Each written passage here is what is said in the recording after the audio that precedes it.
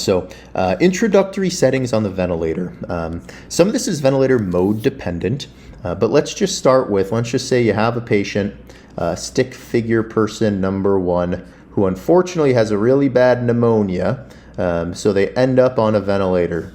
What that means is they have an endotracheal tube, right? It goes into their mouth, down into their trachea, and hopefully sits right in the trachea above the carina. And you have their lungs here. This is a beautiful picture. This is anatomically accurate. Y'all are welcome. And that endotracheal tube is hooked up to a ventilator by tubing, and that ventilator pumps air in and out of that patient's lungs. And the ventilator has a big screen, and this screen is going to be dependent on the brand of ventilator, but a lot of them share similar introductory settings. And for this video, the settings are going to be for volume control or pressure control. We're not going to go into more advanced modes of mechanical ventilation such as SIMV or a PRV or pressure support or what have you. This is going to be for volume control and pressure control, specifically volume control, assist pressure control. So with these types of settings, the ventilator, many of them have 4 options on the bottom of the ventilator. And these 4 options are going to be the basis of this video. And those options are going to be the PEEP, the FiO2, the respiratory rate, and then either the tidal volume or the pressure control above the PEEP. And that's what we're going to talk about today, all 4 of these. So starting with the PEEP.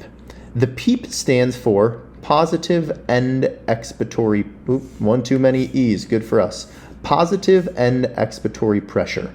So positive end-expiratory pressure. Lots of words. And what that is that is a constant pressure that the ventilator is always giving the patient, right? It doesn't matter if it's inspiration or expiration, that is the constant pressure that the patient is always experiencing, all right? If you know anything about scalars, and we've talked about this a handful of times, it's why the pressure scalar doesn't go back down to 0. If this is the pressure over time scalar, and let's just say it's in volume control, you know, each breath looks something like this. Shouldn't be increasing in size, but this is 0, and this line never goes to 0, right? Because this is the PEEP. It's the end-expiratory pressure, the pressure that is always there. And most times, the PEEP is going to be somewhere between 5 to 20, and this is millimeters of mercury. And 20 of PEEP is a lot.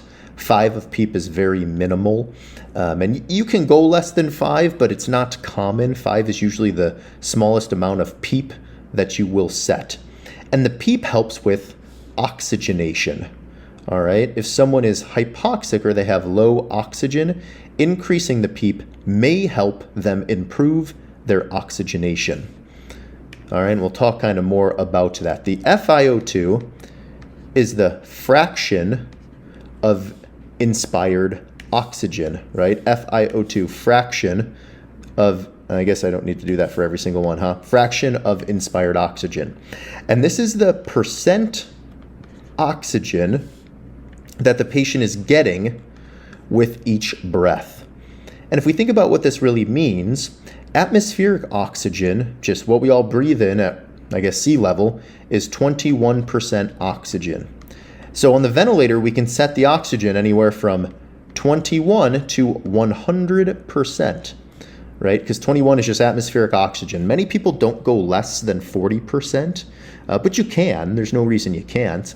I traditionally have not seen anyone go less than 30%, but you theoretically could go all the way down to 21% or atmospheric oxygen.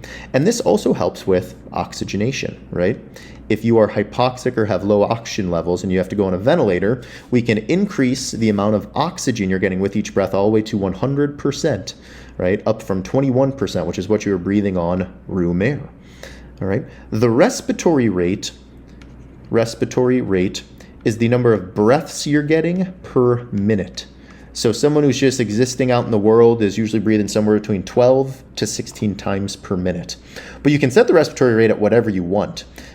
We very rarely go less than 8, and even 8 is incredibly low. There's some complex reasons you sometimes will go that low if someone has a very prolonged expiratory phase and breath stacking and all that kind of stuff. We actually covered that in one of the videos up here, auto PEEP, breath stacking, air trapping. So check that out. We'll link it in the video description.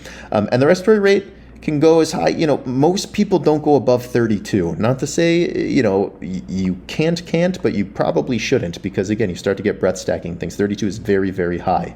Normal, as we said, NL normal is somewhere about 12 to 16 breaths per minute. So you're controlling how many breaths the patient is getting per minute. The thing about respiratory rate is that most of these modes of ventilation let the patients take breaths to prompt a breath. So the ventilator will kick in and give a breath if the patient is not meeting the respiratory rate that you set. And the respiratory rate helps with ventilation, right? Which is breathing off the carbon dioxide, because that depends on how many times you're breathing per minute, how many times you're blowing off carbon dioxide per minute. All right. And then the tidal volume, tidal volume, is how many cc's or milliliters of this FiO2 you sent that the patient is getting per breath, right? So the tidal volume, normal, most people do it cc's per kilogram of body weight. So normal is going to be 6 to 8 cc's or milliliters per kilogram of ideal body weight. So ideal body weight based on a person's height rather than their actual body weight. So let's just say you set this to, it's really dependent on how tall someone is, but I think for the sake of generalities, 350 to 550, most people are going to fall within that realm. Some who are super short might be less than that. Some who are super tall might be more than that. But the tidal volume is the cc's or milliliters of air you're getting per breath on the ventilator. And you set the tidal volume only when you're in volume control. And we've talked about this a number of times. So the two main modes of ventilation are volume control and pressure control. In volume control, you're setting a tidal volume. In pressure control, you're setting a pressure above the PEEP, because we said the PEEP is there all the time, positive End-Expiratory pressure. It's there no matter what. In pressure control, you set the inspiratory pressure above the PEEP, aka you're telling the ventilator every breath, I want you to push this pressure in, and whatever tidal volume that creates is what it creates. So if I set it to 20, what that is meaning is I'm telling the ventilator with every breath, I want you just to put 20 millimeters of mercury of pressure into that tube, and whatever pressure that leads to the lungs, whatever volume that leads to the lungs inflating is just what it is, right? And this is usually pressure control above the PEEP. And, there isn't a normal necessarily.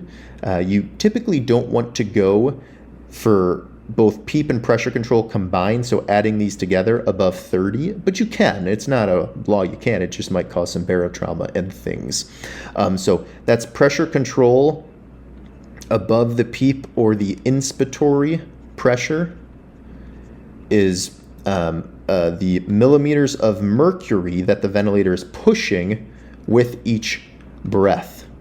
And as we've talked about in different videos, previous videos that you can check out, when they're in a pressure control mode, you're not able to set a tidal volume, right? The four settings would be PEEP, FiO2, respiratory rate, and pressure control above the PEEP. When you're in volume control, you don't set a pressure above the PEEP. You just set the PEEP, FiO2, respiratory rate, and tidal volume, right? So these, this box here is going to be either tidal volume or pressure control above the PEEP, depending on if you're in a volume control mode or pressure control mode. All right. The mode of ventilation is typically on the ventilator somewhere, often in the top left corner, and it'll say, volume control, pressure control, so maybe VC, maybe PC. And then the top right corner typically will give you a peak pressure, which we can dive into in a future video. But the peak pressure is often, if you're in pressure control, the peak pressure will often be this number. If you're in volume control, the peak pressure will be the pressure created when the ventilator pushes in that tidal volume you set. So again, probably for a future discussion. But these are the four five basic settings for all ventilators. We should say, apologies, that the tidal volume also helps with ventilation, right? Because if I'm setting a higher tidal volume, it means there's more cc's of gas exchange going on to help you breathe off carbon dioxide. And you might hear this sometimes, but the respiratory rate times the tidal volume is something called the minute ventilation, or how many cc's of air they get per minute, right? The minute ventilation. So that might be something you all have seen before.